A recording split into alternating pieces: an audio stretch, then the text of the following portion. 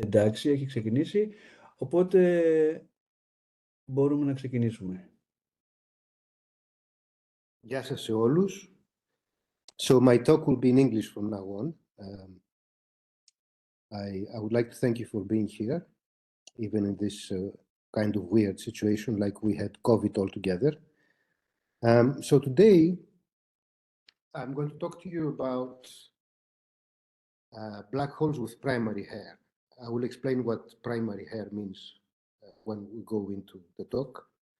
And this work basically started off in 2013 in the first paper we wrote with Evgeny Babichev, and has been worked out by Thanasis Bakopoulos, who's here in TUA, and Nicola, and also Thodoris Nakas, who also is a postdoc in TUA. Nicola Lecoeur, who is in his last year of his PhD, and Panagiotta Kanti from Ioannina, that you probably know. So I wrote in magenta certain keywords that we will have to deal with, such as asymptotically flat black holes. This is what I will be interested in. Higher order scalar tensor theories, which I'll explain what they are. Primary and secondary hair.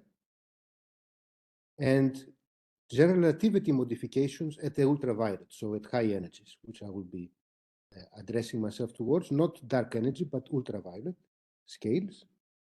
And also the presence of local and global symmetries and how this permits us to find a system which is integrable. I will explain these things as we go along, okay? But first of all, in the introduction, I would say that it is clear that we are living in a revolutionary time for observational data when we are thinking of compact objects. Since a few years, we have gravitational wave signals from compact binaries. So you are very much have heard about the gravitational wave neutron-star merger, and also other examples like the gravitational wave 2019 event, where we observed a large mass secondary at 2.59 solar masses. There is also the array of radio telescopes, the Event Horizon Telescope, which has given us, as you see here, a celebrated picture of the black hole with its light ring. The Gravity Very Large Telescope is again an array of certain telescopes that monitor star trajectories which are orbiting the central black hole in Sagittarius A, just like we monitor since many years solar system and the planets going around the sun, but now we're managing to follow stars as they orbit the central black hole, and in that way we can measure their mass, and hopefully pretty soon, not of the stars, but of the central black hole, the rotation, and hoping to be able to find out if we have a Kerr black hole or not. I will also discuss this as we go along, with better and better precision as the years go by. Now, of course, this gives us a lot of questions. What is the maximal mass of neutron stars, for example? What is their equation of state? How rapid can the rotation be before they become unstable? So, for example, is this event I was telling you about telling us something about the heaviest neutron star or the lightest astrophysical black hole? How does this fit with GR? I mean, for this case here, in GR, for astrophysical black holes, we know that there is a kind of mass gap between 2 and 5 solar masses where there's supposed to be no neutron stars or black holes. Yet we have already an event which is within this mass gap. So how does this fit in with GR? Can we find pulsars? Imagine that we can actually observe, other than stars, pulsars in the vicinity of Sagittarius A. This would be an incredible laboratory to follow strong gravity, because we would follow binaries. and then follow them around the central black hole, we would learn an enormous amount of things, etc., etc. So, from my point of view, the question is, can we find alternatives to general relativity black holes? Because even if you, whether you believe in GR or not, I mean, it's not what we believe in is irrelevant, in fact. Scientifically, what we need to do is find alternatives to GR, black holes and neutron stars, and be able to, in order to have a precise ruler of departure from GR, to know exactly where can we go from GR, what characteristics other compact objects might have. And this is the type of thing I will be talking to you about. I will not speak about compact objects other than black holes today. And I will now explain to you briefly the first sort of hurdle we have to go to jump over, which is the no-hair paradigm of general relativity. So let's now get more theoretical. So in GR, black holes are unique. It's quite amazing, in fact, and they're characterized, although they are complex solutions, okay, they're still characterized by a finite number of charges. So essentially, if you forget about electric or magnetic charge, which is supposed to be thrown away, again by no-hair, for astrophysical black holes, essentially for angular momentum and mass. So they are, in fact, relatively simple solutions. They're like very much particle-like in the sense that in order to describe them, if I know what the angular momentum and the mass is, I know that the solution is unique and it's just Kerr. And furthermore, if I can measure mass, angular momentum, and quadrupole, and I find this relation here, I know that it's exactly the Kerr black hole. Okay? So this is what I was telling you before, as we're trying to seek in order to, that's why we want to find precise measurements of black holes, and for ultraviolet corrections, more I would say smaller black holes, because this is where ultraviolet, because the radius of curvature is smaller, the horizon curvature is a lot bigger, so curvature becomes more and more important for smaller black holes. Okay, it's a bit counterintuitive, but it's true. So during collapse, therefore, astrophysical black holes lose their hair and relax to some stationary state of large symmetry. And they are mostly vacuum solutions of Einstein's equation. You can have Reisen-Nordstrom, but it's basically vacuum, because we're living mostly in vacuum. So for example, if I have static and spherically symmetric, black hole is only the Schwarzschild solution, okay, that you see there. And the only parameter is the mass. So the unique rotating black hole is the Kerr solution, parameterized by mass and angular momentum per unit mass. I didn't write it down here, there was no point, because I will not talk about rotation. So finding hair, so if I think you will see what I mean. So other characteristics that are going to differentiate us from a Kerr black hole, so beyond GR, is quite a complex task, especially for asymptotically flat spacetimes. Now, for de Sitter, it's maybe just as hard, but for anti-de Sitter, you can go further, as we do in string theory. Now, for scalar tensor theories that I work on, and I will explain to you why, only secondary hair solutions are known. In other words, there is no independent extra integration constant hair other than mass, so for a static solution. So let me give you an example of how this works. This is basically the first explicit, I think, black hole, non-trivial, in scalar tensor theory, that was found by Bokharova, Melnikov, and Bronikov in Russia in the 70s, and by Bekenstein later in 74. At the time, there was no discussion in between the two parties, and I hope this, I hope this gets better in a few years. So just look at the action that I have written for you there. So this is Einstein-Hilbert, and you have the scalar field, which couples non-trivially with curvature, and whatever matter only couples with a metric, Okay, so I'm in the physical frame. Now, what happens here is that you have a local symmetry. So, in fact, conformal symmetry for the scalar field. Okay, so then there is invariance of the equations of motion of the scalar field under this conformal transformation. What happens, in fact, is the part which is in red has a global conformal invariance. But when you include the Einstein-Hilbert term, then this breaks the conformal invariance and leaves it only in the sense with local with respect to the scalar field. So we have a kind of hidden symmetry there. And the 1/12 is important.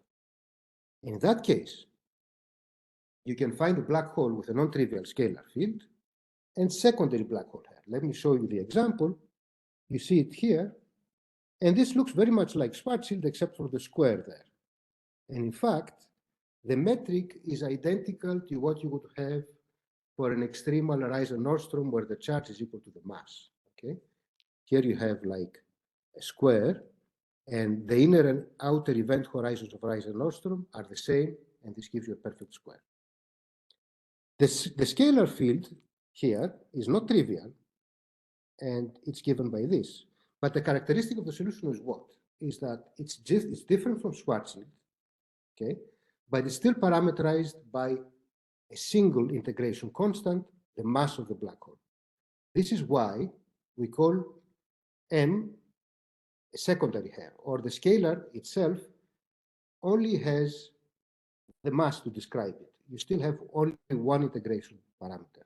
If I had a different integration parameter, an extra charge, then this charge, this integration constant, should be what we call a primary hair. Okay, this will be our aim in the seminar, to find solutions of this type. And you will see it explicitly in a while. Okay, now the problem of this solution, amongst others, is that the scalar field, as often happens in these explicit solutions, blows up at the horizon of the black hole at r equal to n. So the scalar becomes singular there, and the action also is problematic at that point. But this was the first black hole with secondary hair. There are others now. But let us now move on to the question of scalar tensor theories and higher order scalar tensor theories. This will be our theory that we will be studying in order to find these primary hair black holes.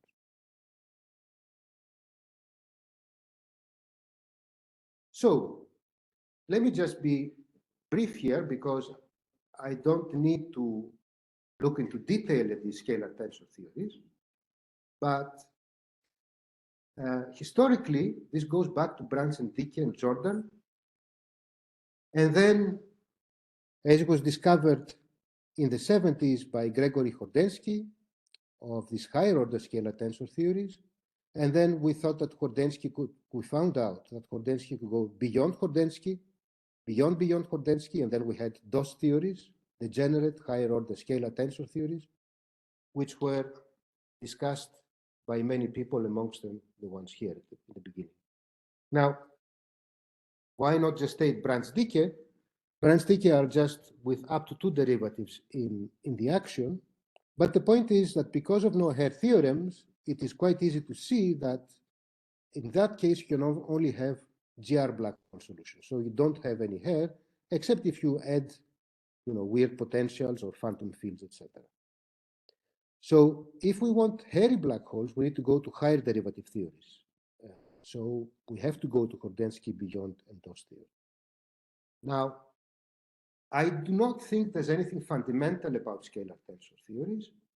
They are, as I told you in the beginning, provide the simplest measurable departure from GR, which is robust because mathematically we can analyze them. We have analyzed them with a single additional healthy degree of freedom, the scalar, apart from the metric. So at the same time, they are limits of more complex fundamental theories, like massive gravity or brain world models or effective field theories coming from string theory, Lovelock theory, or theories with torsion or non-metricity, etc. In general, all these theories have a limit where before they get to a GR limit, they go to a scalar tensor limit. So it's really what really mostly modifies the theory beyond GR, the simplest and robust. Now, Hordensky theory is parameterized by 4 functions of the scalar and its kinetic energy. This is what I write there. And I will consider only vacuum solutions since I'm looking for black holes. Now, in everything that follows, I will assume that the metric is my physical metric, so that the scalar does not couple directly to matter. So this is important even if you're looking at something in the vacuum, because imagine that you find a black hole and you want to know its null geodesics or its time-like geodesics, then it's important that you know which is the physical metric. And this is where I will be fixing my physical metric to be G, and not coupling to the scalar. So this is, the example is G2 is X, this is a kinetic term, and G4 goes like this. This is with respect to the theory that we had here, okay? Just to give you an example. Now, so Hordensky theory is given by, as I told you, these 4 functions, and these 4 functions are multiplying operators of phi, which are such that in Hordensky theory, you have second-order equations of motion. So Hordensky theory is a healthy theory. The extra scalar that you have is not a ghost scalar, and there's no other degrees of freedom. Now, so you have a vast number of theories. So you have like an infinity parameterized by 4 free functions. Okay? So I want to highlight 2 points. We choose theories so that they have some kind of local or global symmetry. This is not because we think that they are more relevant. Well, they might be, but it's just that there is hope of getting solutions in a more easier way. And the second point, I told you about those theories, we can understand the new degrees of freedom that are provided by those theories and why the theories are somehow regular, that they don't introduce higher degrees of new degrees of freedom. We can understand those theories via conformal and disformal transformation. Okay. So let me now give you another example of Hordensky theory, where you have the Einstein-Hilbert term, you have the cosmological constant, the kinetic term, and this nice term here, which is the Einstein tensor coupling with a scalar field. You know, this is like a geometric kinetic term because it's curvature that couples to the scalar, but it's not a metric. So this is the kinetic term that we have. This is X. So the theory is shift and parity symmetric. So here you have a global symmetry. So if I take the scalar in this action and I add a constant, it doesn't change the action. So this is shift symmetry. Parity symmetry means that I have an even number of derivatives. If I change phi into minus phi, I won't see the difference. So these are the 2 global symmetries that I have introduced here. Before we had a local symmetry. So now, this is just an example, okay? The interesting thing about conformal and disformal transformations, conformal is what you know very well here, and disformal is this weird thing that was discussed first by Bekenstein. If you do a conformal and disformal map of any Hordensky theory, okay, at the end, if the conformal map is, and the disformal functions are all depending on phi, it is an inner map. So I stay in Hordensky theory. If I take D depending on X, then I go to beyond Hordensky, okay? And if I take C that depends on X, then I go to DOS theory. So in a certain sense, one finds that DOS theory, which is parameterized by 2 more free functions, they actually correspond to conformal and disformal transformation of some Hordensky metric. And in that sense, you can think of it in a different way. Of course, you have to prove that this is true, that conformal and disformal maps do not add new degrees of freedom, and we still stay with 3 degrees of freedom, and so our theories are well defined. So those theory functions are precisely equivalent to C and D, and this is all more or less what I wanted to say about these general theories, because now we will go into the solutions and look at what happens for specific functions. So let me go to this theory here, which was the theory we studied with Evgeny. in 2013. And as I told you, we have a global symmetry. And when you have a global symmetry, you have a conserved current for the scalar field equation. So this is the scalar field equation, and this is my current, which is conserved. And this is a big advantage, as it turns out, because you can write the scalar field equation in a simpler way. And so at the time, we looked for the general spherically symmetric solutions of this theory. And then we had this idea of looking for the solutions which were time and r dependent. And you may say this is weird. And in fact, there's not many things you can do. In fact, you can have that phi is linear in time. And this, if you think about it, is only true because of shift symmetry. Shift symmetry, because your equations of motion only depend on derivatives of the scalar. So any time derivative will already appear only as q, not as a partial derivative in spherical symmetry. Now, the important rule is if you have spherical symmetry for the metric, you need your effective energy momentum tensor associated to the scalar to also have the same symmetry, so have staticity.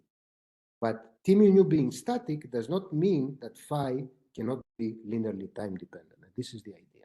And so we have phi, which can become linear in time. Now, one of the simplest solutions we found was a de Sitter-Schwarzschild solution, and this is why it's called a stealth solution. So a stealth solution is basically a solution which is the same as GR for the metric, as you have the Sitter-Schwarzschild here, but with a scalar field which is not trivial. Now, this theory, this solution, has this extra degree of freedom, this Q, which is an integration constant. It doesn't appear in the action, you see. This is the important point. Q, like M, is an integration constant, but Q does not appear directly in the metric. So this was like a secondary hair again, and also the metric was a stealth, was like GR, okay? Q was related, in fact, to the coupling constants of the theory in this way, and then we were discussing at the time, you know, like self-tuning solutions, etc., etc. Now, the interesting thing about this solution, first interesting thing that was noticed by Kobayashi and Tanahashi was that actually the kinetic term was actually a constant, okay? And it turned out that X being a constant meant that the scalar field was related to the geodesics of space-time. So if you like, the fact that it was stealth was because the scalar was was painting the black hole in such a way that in a geodesic way, so it wasn't interfering with the space-time metric. The important thing that happens though is that unlike, remember the BPMB solution I showed you before, if you look at this metric, you say, okay, but look now, when I am at the horizon and f is 0, then the scalar field explodes again. But in fact, it doesn't, because you have the time dependence here. Remember in Schwarzschild coordinates, when you're approaching the event horizon and you're a faraway observer looking at something approaching the event horizon, well, time becomes infinite. So when f becomes 0, t goes to infinity. And indeed, you can show that the scalar field is regular at the future event horizon for all q, because if you go to Eddington-Finkelstein coordinates, okay, if you define this, this is the tortoise coordinate and add the dt, you can just show that this is completely regular, as you can see it here. So time, this linear time dependence permits the scalar to be regular at the event horizon. This is something interesting. Now, however, the bad side of it is that for stealth Schwarzschild, at least not for this de Sitter solution, but for this solution in particular, stealth Schwarzschild without a cosmological constant, because the scalar is coming from geodesics and for other reasons, scalar perturbations can become problematic in the sense that you don't have a hyperbolic equation describing the scalar perturbation. So this leads to what we call strong coupling. So this is a problem of these solutions. This has been discussed, how we can deal with it, etc. But I think it's a characteristic of the stealth solutions in certain cases. But it is what it is. Now, let us get now to the point. Let me now consider a theory which is shift and parity symmetric, and I am in beyond Kordensky. So I have my functions G2, G4, and F4, which are functions of X, and this is the general action. This is the beyond Kordensky action that has parity and shift symmetry. Okay, you see I have an even number of derivatives, and I have also only X dependent function. So this is the problem we want to solve, okay? For some G2, G4, and F4. So again, we seek spherically symmetric solution, and we take phi to be linear in time. We know that this is permitted, and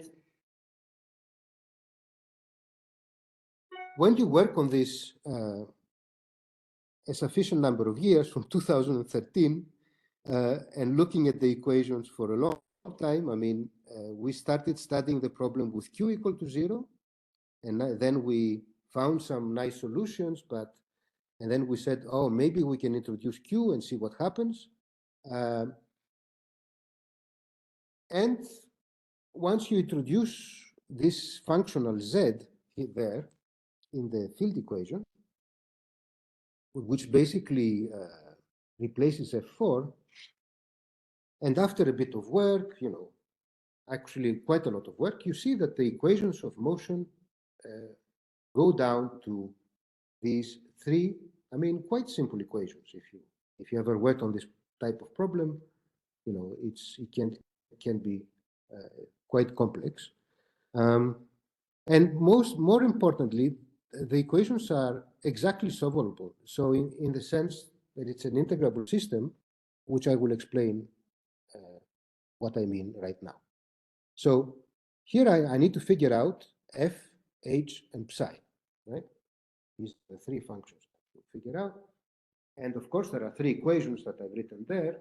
The other ones can be written with respect to these, and you know the field equations can be all boiled down to these three equations. So the idea is, so you fix Z. Of course, I have to fix the theory. So Z, G4, and G2 have to be fixed. Okay. Now, for example, say I'm looking for homogeneous solutions like Schwarzschild. So F, I want to be H. Okay, there's gamma there, but this is like an integration constant which I can get rid of. So F, I want to be H, so Z is equal to 1. All right.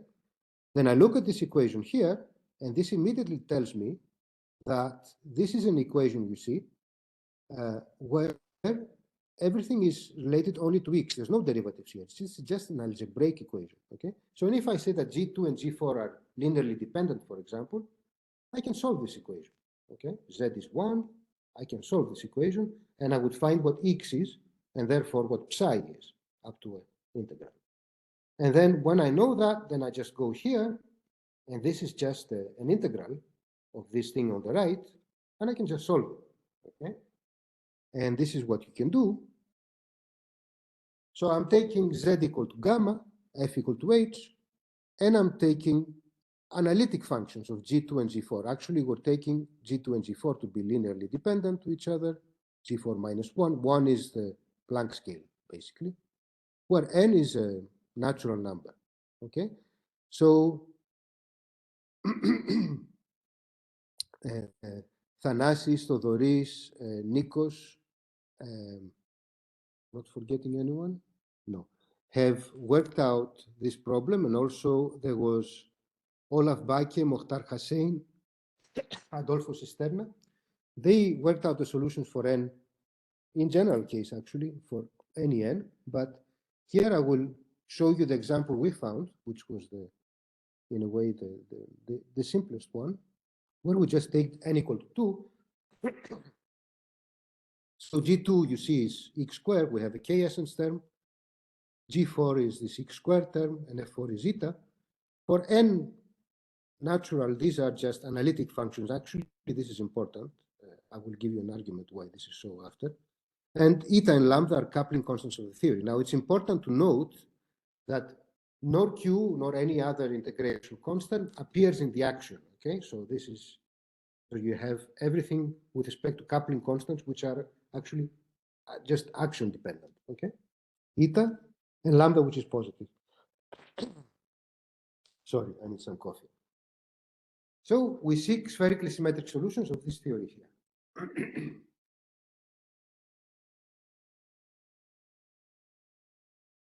So from the first equation, I know that z is equal to 1, and then this equation here tells me that x is this simple thing there. So note that x at r equal to 0, this is completely regular for the kinetic term. It's not constant anymore, so not geodesics, okay? R equal to 0, x starts from q squared over 2, and then goes monotonically to 0 at infinity. Nothing weird about that. It looks very regular indeed. Psi prime, again, F seems to explode if there is a horizon for a black hole. But remember, we have the QT, so we have to be more careful, and maybe we can save the thing there. The important thing is that, unlike what was before, when I have Q equal to 0, which remember is an integration constant, doesn't appear in the action, okay? The scalar is trivial, okay? And therefore, we may hope that when Q is 0, we might have GR solution, okay? Which was not the case in the stealth solutions. You couldn't have only GR, you always have to have GR with a scalar field. Now, you go to the last equation, you do the integral, and indeed, look, it's very, very simple. If you take Q equal to 0, I just have Schwarzschild, okay? If I have Q non-zero, I start getting these terms here. The last part is a bit like a Reisen-Nordstrom term, far away. This part is actually a magic part because it regularizes what happens at the center, as you will see in a moment. But clearly, as Q is different from 0, we start going away, deviating from GR and going beyond Schwarzschild. And the second thing that you must notice here, very simple also, is that we have two integration constants now, M and little q appearing in the metric and the scalar field. So Q is going to be what we will call primary hair in a moment. Sorry, Christos, can I ask a question here? Of course. The second one over R term is like an R-dependent effective mass for your black hole? Right, very good.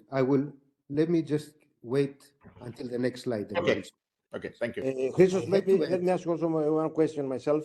Yes. Your phi is Q T plus psi of R. Yes.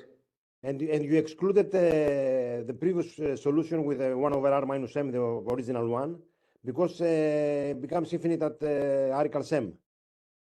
The BB&B black hole becomes infinite at R equal M, yes. But this one is also diverges for time as the time goes on. I mean, it goes, it's right. Indefinitely, unbounded, it goes to infinity. Yeah, I will show you. Yeah, indeed it does. So why this better than the other one? Because the action only depends on x and not the scalar field itself. And also the norm, I will show you in a moment. Okay. The action is well behaved. Indeed. Yeah, let me get to these points. Yeah. Okay, but let me ask you about the original solution. The first solution with its divergence at R equals M. The energy is also diverging there? I think so, yes.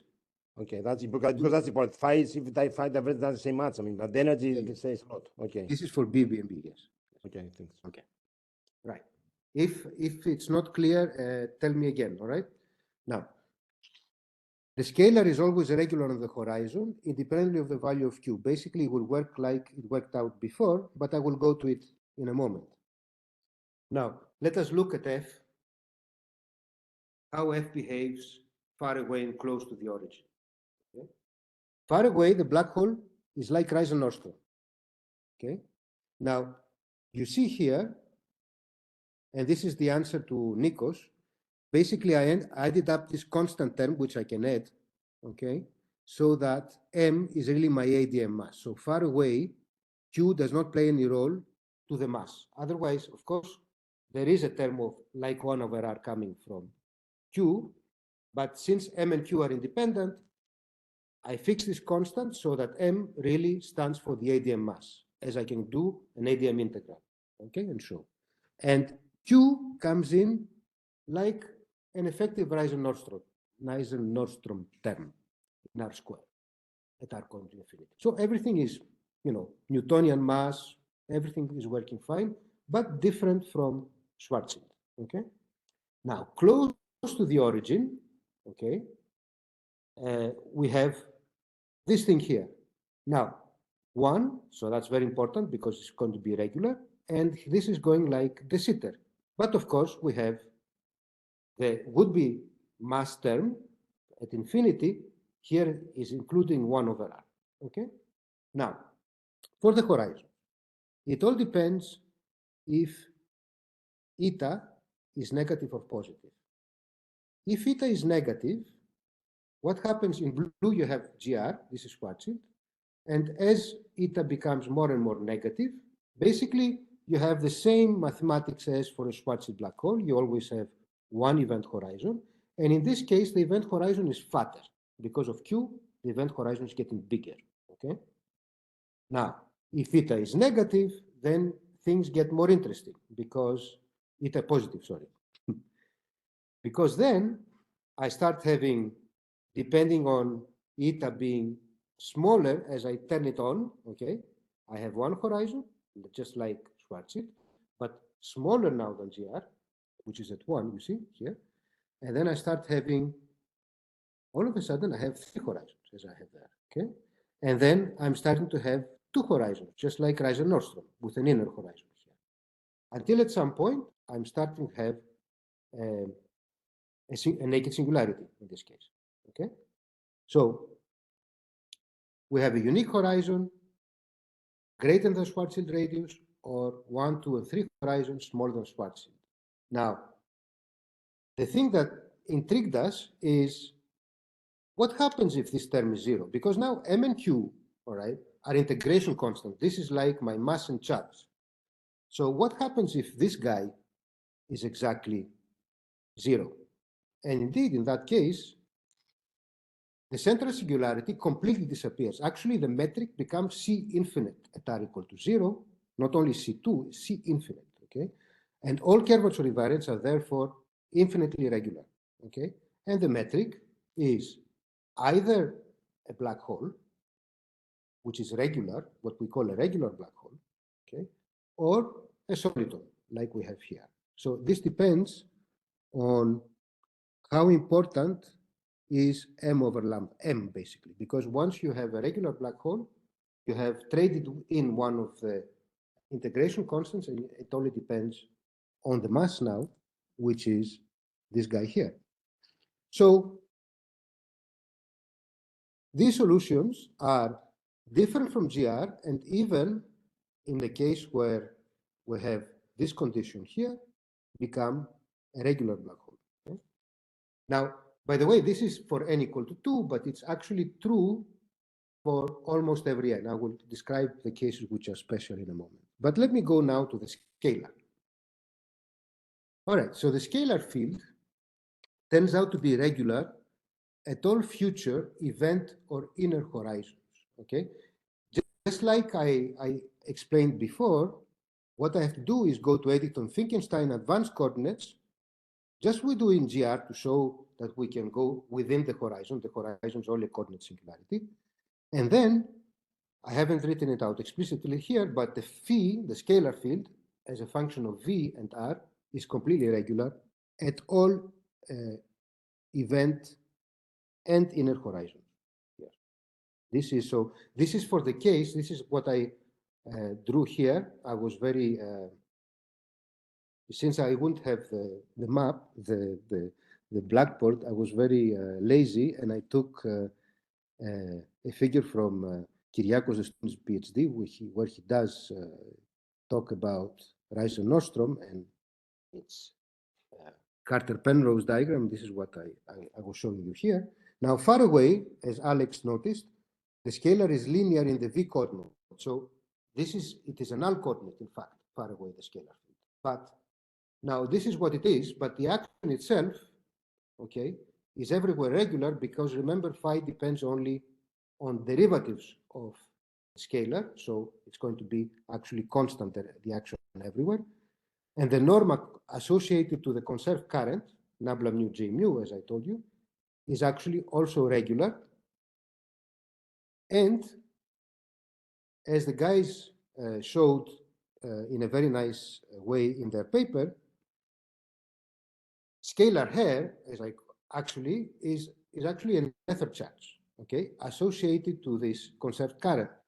And for n equal to 2, actually, or you can do it in other cases, you look at in the usual way, space like hypersurface, you define its induced metric, you define the time like normal vector, which is going to be switching on only in time, and Jt is, because of Qt, actually non-trivial, okay? Otherwise, it would have been 0, and it would have given you no charge. And in fact, you can do the calculation, and it turns out to be coupling constants times q to the 3. Now, the interesting thing about this scalar, so the scalar not only, so here in Kyriakos, and I'm almost finished, in Kyriakos' PhD, Kyriakos was interested in the inner horizon instability, which is always true. It is a clear problem of Rising-Nordstrom or all of these black holes. And here, what he's depicting is a Cauchy surface. And what I want to say here is that now in GR, for Rising-Nordstrom, the problem is that I can start from here, and you see this trajectory, and I can go out now past inner horizon and go out in some region that is no longer discussing only with my Cauchy horizon here. So I have loss of information, you see? And this is a problem. This is the inner horizon instability, or at least part of it, diagrammatically, if you like. Now, the difference here, there is a difference, is that here I can no longer go this way. If I go this way, my scalar field would not be regular anymore. So the scalar field has to stay in this direction, always stays in this direction. So I have a definite time direction, which is in the same way as the Cauchy surface. I cannot go to a different universe. I haven't gone further into this, but I think this is also interesting. So it's not, although I have the same space-time diagram, if I want my scalar to be C2, I need to stay in these quadrants here. Now, if I have a regular black hole, this would have been, you know, again, Lozans here. It would just go always in this way and go to the R negative universe. Okay, whatever. These are more technical points. Now, just to finish off, I think. So I stuck to homogeneity and studied the case n equal 2. You can easily extract other n cases. You can go to the 2 papers I said before where you can check this, amongst other things, okay? And hence, what I want to say is that primary hair is generic. In higher order scalar tensor theories, it was there from 2013 staring at us, and basically we didn't have the techniques to go and get it, but it wasn't so difficult at the end. It just needed a bit of work, and it ends up being explicitly surprisingly easy to find, because primary hair black holes in general are numerical. There's no problem with it being numerical, but when it's explicit, it's a lot easier to study the properties and maybe hoping to go further, go into other cases, you know, and see what happens. So the key to finding the solutions, I think, is that this linear time dependence. Because of this linear time dependence, I don't have the problem of my scalar blowing up at the horizon. T regularizes the scalar field. And actually, at the time when we were working with Evgeny, like Alex mentioned before, we saw psi prime was exploding. I said, oh, okay, so this is like BBNB. And then Evgeny remembered a paper by Ted Jacobson where he was looking at the test scalar field in Schwarzschild, and he said, now I want to make it time dependent. But it was a test, and he was saying, look, at the horizon, it's regular. And then we looked at our solution, and we saw that it had the same property. So the first to actually notice this is Ted Jacobson, ages ago. Now, there are particular cases that stand out, n equal to 1, for which, remember, my G2, then I have a canonical kinetic term. And funnily enough, in this case, your space I didn't write the metric, maybe I should have written. You can find a solution, but your space is not asymptotically flat, it's locally asymptotically flat. Far away, it's as though you have the same space-time metric as a global monopole that Nikos loves. So global monopoles, instead of having a sphere, you take out a piece of the sphere like you do in a watermelon. You take out a piece, and so the area is not that of a sphere, but if it's a deficit, it's a bit less. If it's an excess, it's a bit more. When this happens to r equals 0, you have a naked singularity. But here we don't have this problem. Far away, though, if you have this type of thing, then your space-time can be similar to what you have for a cosmic string. Okay, so in this sense, if you're observing, if you have such a black hole between you and some star, you start seeing double images, for example, if you're in the same plane, and similar things. But the solution is locally asymptotically flat. And the nice calculation that the guys did for the nether charge gives infinite in this case, if I'm not wrong. And I think in this case, you would have to define the charge in a more, in a slightly more non-trivial way, as we do for dilatonic black holes, for example, with maybe using quasi-local charges. I mean, I don't know what the answer to this is. Okay. For n equal to 1/2, we have f4 equal to 0. So we are in Hordensky theory, and the funny thing in that case is that the solution ends up to be stealth Schwarzschild in that case. Okay. But note that G4 is only C1 at x equal to 0. And this actually, when we looked at perturbations, this can actually make problems for your operators. So I think analyticity is important, but at least I don't think here that stealth Schwarzschild is strongly coupled, but perturbations have to be done with care. So let me conclude. So I have shown you how to construct black holes with primary hair in these beyond Hordensky theories, or those theories, if you like. In Hordensky theories, I think we can still have them, but the solutions would be non-homogeneous. F would be different from H, so a bit more complicated, but I think it's quite generic. The solutions are regular and generic. The presence of a time-dependent scalar, I think, is that makes the solutions actually regular at the horizon. As an extra bonus, solutions like this for a certain scalar charge tuned to the mass give us a regular black hole, okay?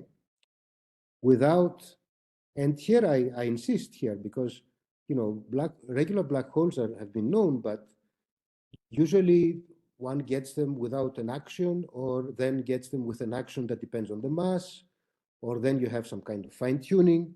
Here is just part of the solution, which is completely general, okay? So it just comes out like that. So one needs to study perturbations of these black holes and determine windows of stability. As I told you, for Q equal to 0, we have Schwarzschild.